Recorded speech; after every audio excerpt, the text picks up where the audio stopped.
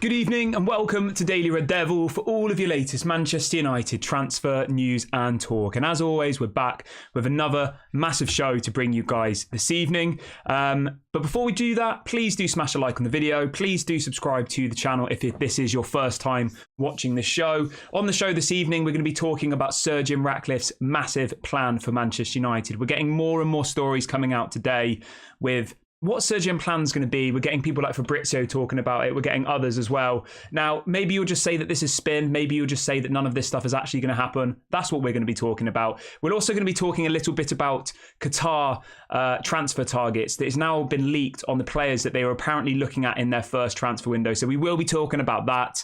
I do apologise for the silent disco. If you know, you know. But we are here. We are going to get on with the show. So let's jump straight on into it. So Fabrizio Romano has been speaking on his Here We Go podcast early on today, and he said the following. He says, in the case of the directors at Manchester United, I now expect them to make changes very soon once Sir Jim Ratcliffe enters the club. Now, for anybody living under a rock, apparently Sir Jim Ratcliffe will be given the full sporting control of the club. That's apparently what he wants. That's what his offer is dependent on. He was going to pay £1.4 billion for 25% of Manchester United, but he wants to be able to take over the sporting side of the business immediately, leaving the commercial side, the money side, to the Glazers. Now, I want to say this, all right? Everybody slags off the Glazers. I don't like them. They've destroyed our football club. I can 100% agree on that, right? They take up dividends. They put us into debt. But by way of the sponsorships and things like that, I think they've pulled in some quite good sponsorships. You know, not them directly, but, you know, the John Murters, the Richard Arnolds. We've just got the biggest kit deal in world football. We've just got the biggest shirt sponsorship in world football. Although what I will say is that's because of you, the fan base. That's not because of the Glazers. That's not because of John Murter and Richard Arnold. It's because of this fan base who've stuck through, they've stuck with their club through thick and thin, you know, through rough times. And it, you know, to be able to attract Adidas and to be able to get the biggest amount of money out of any club in world football, that does say something. So we are still commercially a successful business. We still do make a lot of money, but on the pitch, that's obviously what's been lacking behind.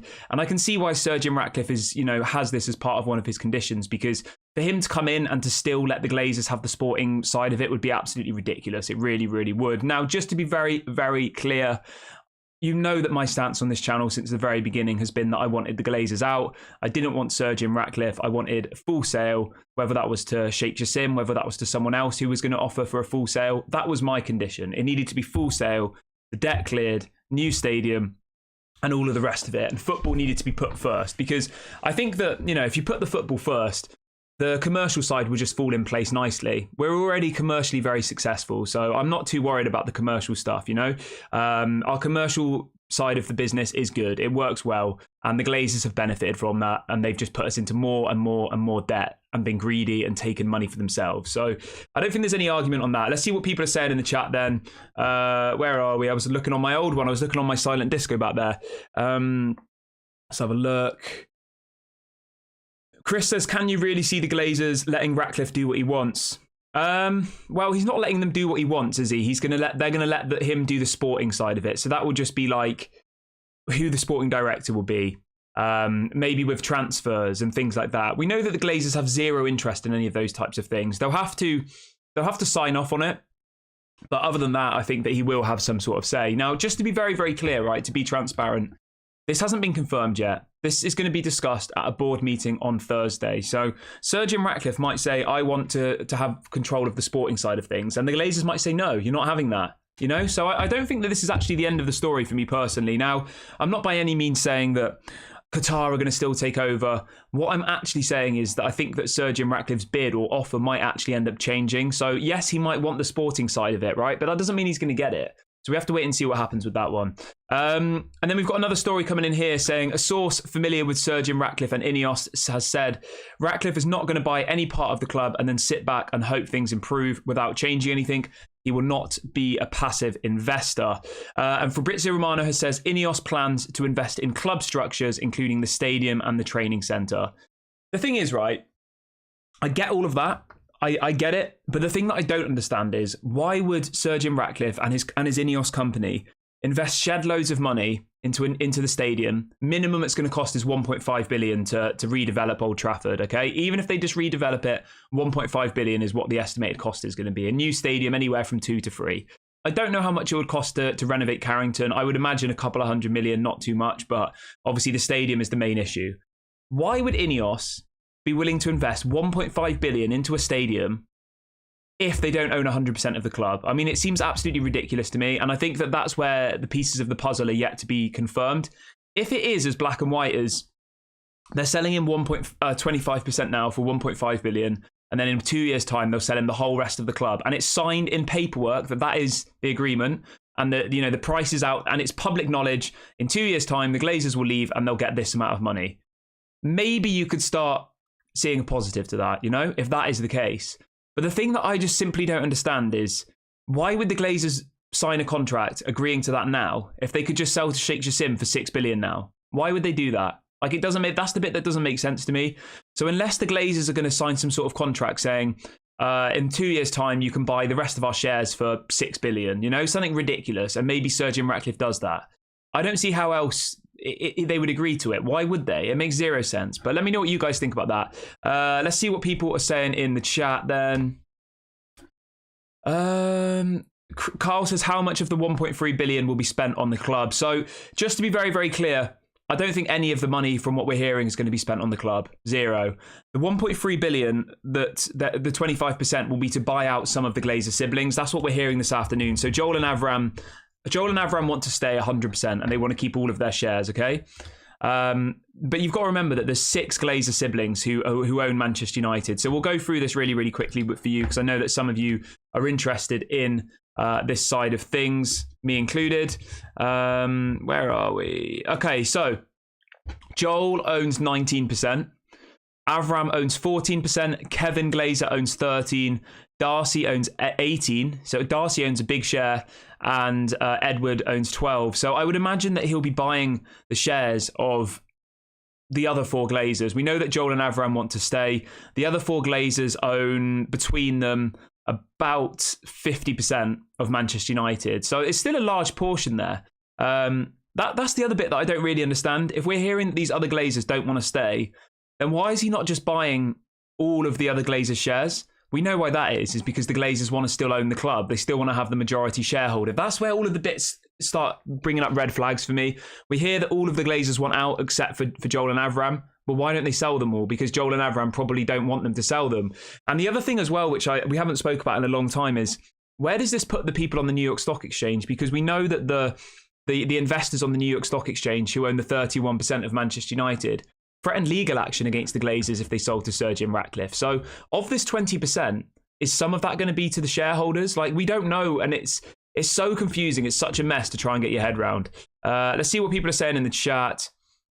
Jihan says, does this mean Murta will be sacked? Yes, it does look like he will. Obviously, until the deal gets confirmed, we can't really say anything, can we? But it does look like Sir Jim Ratcliffe's first point of call will be to remove the people in the higher roles of Manchester United. And I was reading something earlier on today. Apparently, John Murta, Richard Arnold are on the board. They are 2 of the 12 people who are on this board who will vote on Thursday. I mean, why would they agree to this when ultimately they're going to get sacked? That's the bit that I don't really understand. So apparently it's 6 Glazers who are on the board. Joel and Avram, 6 Glazers, John Murta, Richard Arnold, and then there's another 4 silent investors who we don't know what their names are. So those are the 12 people who make up the board, and apparently they need a 90% vote in order to get the deal done on Thursday when this board meeting happens. Let's see what else people are saying. Richie says, Ineos are never passive. Their track record shows how successful they are. I'm telling you, they'll do the same at Manchester United. You know what? I really, really respect your enthusiasm and your excitement about it. But if you actually look at the stats of Nice before Ineos took over Nice, right? In the 4 seasons before Ineos took over, they got Champions League football 3 out of 4 seasons. Since Ineos have taken over, they haven't got Champions League football once. Yes, people are going to come at me and say they're second in the French league after 8 games. So they've actually taken a step backwards. He took over, is it Lausanne? Is it a Swiss team? He got them relegated. That's the bit that I don't understand. Yes, he's been successful in cycling, but his track record with football clubs, he bought a historic Swiss football club, Lausanne Sport, and they got relegated. And before that, they were a team that were literally at the top of Swiss football for years and years. He comes into Nice, after having Champions League football 3 years out of 4, and they haven't had it once since. I mean, is that positive? Does that make you feel confident that he's going to come in and do well? I just don't get it. That's the bit that I don't understand. I really, really want to understand. I really want to share your enthusiasm and your passion, but I just don't have it. I'm just a bit confused by it. I know we are where we are, and I've tried to be level-headed with it all. I've tried to not be too like dramatic and, you know, try and play up to the camera, because that's just not really what I do on this channel. I'm quite, you know, I just give you my honest opinion, and that's what I've always tried to do. But I mean, they got relegated in 21-22. Yeah, I just don't really get it. It doesn't add up to me. Right, let's see what people are saying in the chat quickly. Jihan says he will sack himself for the right price. Yeah, Pablo says he won't get sacked. John Murta and Richard Arnold will just get paid off massively. Yeah, you're probably right. Irvin says, everyone talks about 25% stake for Sir Jim Ratcliffe. If I was the Glazers, I would pay off 31% New York Stock Exchange and give 31% to Sir Jim Ratcliffe, and the Glazers can keep their 69. I mean, those are all the things that we don't know about, isn't it? Those are all the bits that have issues for me. Like, we don't, obviously we're not in the room, we're not solicitors, we're not there who can actually know exactly what's going on. So it's very difficult to comment on it until we actually know. But from what we're hearing, I mean, him saying he's going to buy us a new stadium, I mean, why would he do that with only 25% of the club? Is he going to clear the debt? He hasn't said he is going to. I don't think he will. He's taking out a loan to buy the club for Inos, you know, like, he's just whether or not it's our debt, it's still debt that's associated with Manchester United and associated with our owners. And it just shows the difference in a team like Man City. Yes, people will say it's state ownership. Some people don't like that, but they come in with a blank checkbook. They say, what do we need? Who's the best people in world football to get us to that goal? They give them the money, and then we see where they are now. You see the same with Newcastle, you know? Right, let's carry on with the rest of the bits about Sir Jim Ratcliffe's big plan, though. It says that Erik ten Hag will receive reassurances he is part of Sir Jim Ratcliffe's plans for Manchester United if he reaches a deal to run the sporting side of the club. So, emphasise the word there, right? This is coming out from Rob Dawson, ESPN. It says if he reaches a deal to run the sporting side of the club. Now, let's rewind our minds back, okay, to the beginning of this process. Sir Jim Ratcliffe entered this process 10 months ago, wanting 100% of the club. He realised he wasn't going to have the sort of money, or wasn't willing to part with the type of money that the Glazers wanted, 6 billion plus, okay? Fast forward a month, he's then going in for 75%. Again, I don't think he was satisfied with the amount of money they wanted. He then said, okay, maybe I'll go for 50. Maybe I'll get, and now he's ended up on 25. My point here is his bargaining power. Yes, he's been successful, but he's had 4 offers in the end. He's made 4 different offers, and he's only just given what the Glazers want, and he's facilitated their need to stay. So the fact that there's journalists still emphasising that the sporting control side of it, which we're all hearing about, and maybe some of you are starting to feel positive about, is still an if. It's still a negotiable. They might have this meeting on Thursday and say, we're happy to selling the 25% shares, but we're not going to give him any control of the sporting side. And if he wants to buy the club in 3 years, it's going to be 10 billion. You know, we don't know. Like, we have to wait and see what comes out from that. And I think that's the thing we've got to be very, very careful about. Yeah. Everybody who's just joined in the last couple of minutes, please do smash a like on the video. Please do subscribe to the channel, bottom right-hand corner. Please go and do that. And I've just dropped a link in the chat to do that as well. I'll read out a couple more of your chats. Comeback King says Rio Ferdinand and David Beckham was wrong. Yeah, well, I mean, I don't, you know, who knows where people got their stories from. Malk says there's no coming back from this now. I wouldn't, you know what, I wouldn't go that far.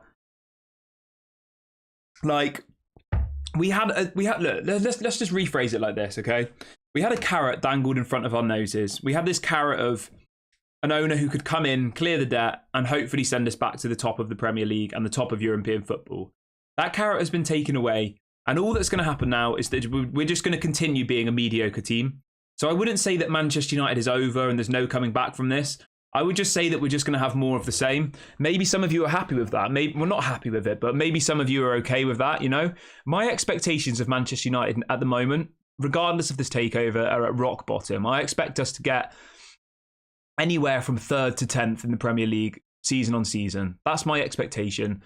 We've won 1 trophy in the last 6 years. Like, we don't have the entitlement anymore to be like, we should be winning the Premier League every season. We should be competing. We've won 1 League Cup in 6 years. Like, what do you really expect? So I think the whole argument of we're done, it's, you know, the club's finished and all the rest of it, I don't really buy into that whole thing because I think the club was already a bit finished, to be honest. I think that we had this opportunity to have a new start and it's now been taken away from us. So I think we're just going to carry on as we are. I don't think it can get any worse. Richie says, Glazers wouldn't have sold to Inos or Qatar because Joel and Avram wouldn't sell.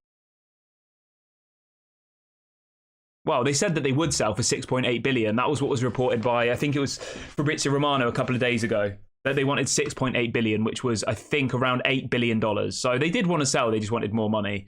Let's see what else people are saying.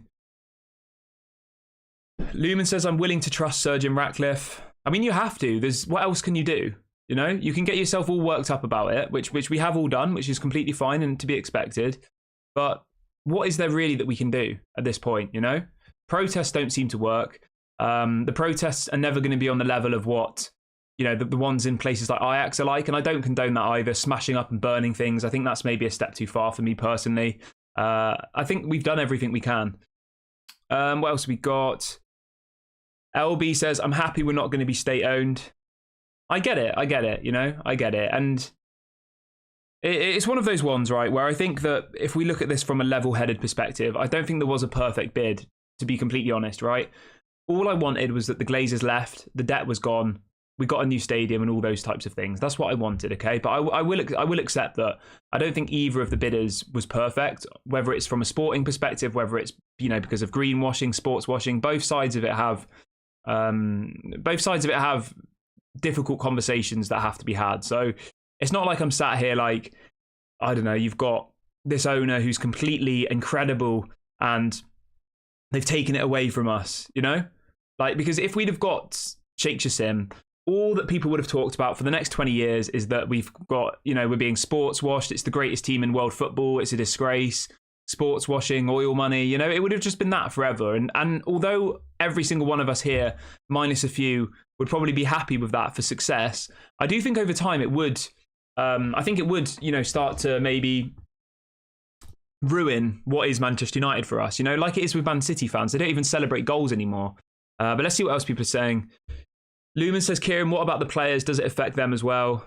I don't know. I'll be honest with you, right? I'm going to say this now. I think a lot of our players are just mercenaries. If you don't know what a mercenary is, it's somebody who does something just for money. And I think that I was listening to Henry Winter on the Glazers on TalkSport earlier on today, and he made a really, really good point. And he said that to him, he feels like a lot of the signings are just players who see that, you know, we've got these owners who all they care about is money. The Glazers, they take money out, they've destroyed the football club, blah, blah, blah.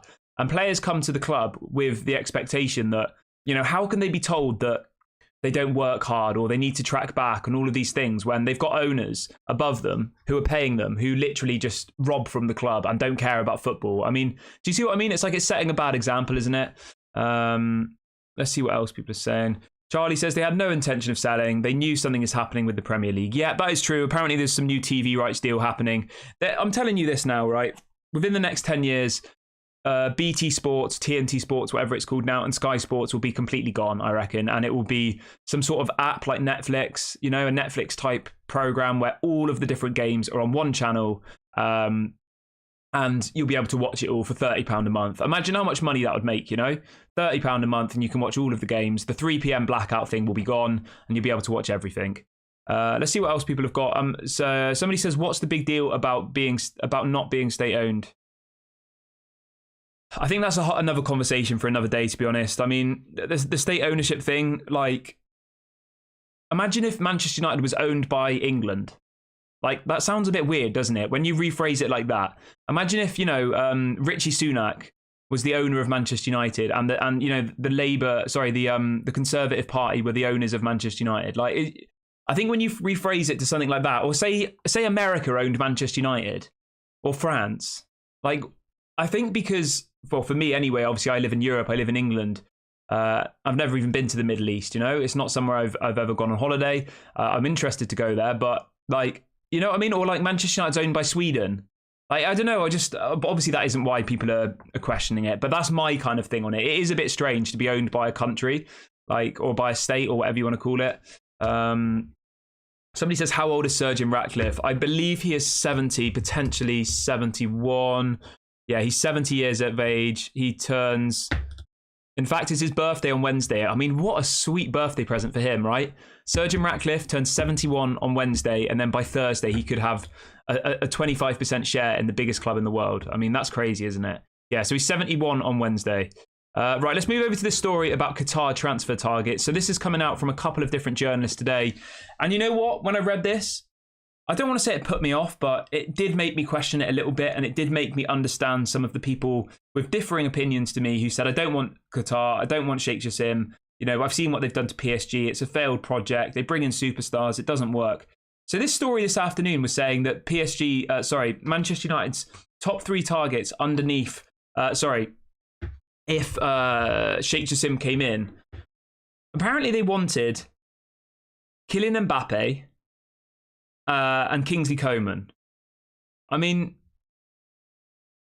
and then I saw people arguing about this on Twitter, saying, you know, one person wanted that and then the other person wants to bring in a sporting director. Yeah, so their 3 signings were Kylian Mbappe, Kingsley Coman, and Camavinga. I mean, that sounds incredible, doesn't it? Maybe not Kylian Mbappe, to be honest. I just think that would have been more trouble, but it kind of shows the level of what investment they were willing to put in. What are we going to get with Sir Jim Ratcliffe? I mean, we might get Jean-Claire Todibo. We might get, like, I don't know, players like that, you know, cheaper players, I think. But obviously, that's just me just speculating. Let me know what you guys think about that. Would you be interested in getting those types of people into Manchester United? See if I got any more chats. Lumen says, Kieran, let's cut a cake on his birthday. He is our new owner after all. Well, we'll do a special live stream for Sir Jim Ratcliffe's birthday. I mean, imagine all the hate that would be in there. Yeah. Fred says, who's paying off the debt? Nobody, mate. Nobody's paying off the debt. Ineos might pay it off if they get complete ownership, because it would probably be in their interest, but I would imagine that the debt will remain. But I'm going to wrap the video up here, guys. I've covered all of our topics for today's video. Please do make sure to smash a like on the video. Please do subscribe if this is your first time watching. I will be back live at 8:30 a.m. UK time tomorrow, so please do make sure you're here for that then. If anything breaks between then and now, I will, of course, go live. Please do make sure to smash a like and subscribe, and I'll catch you all later.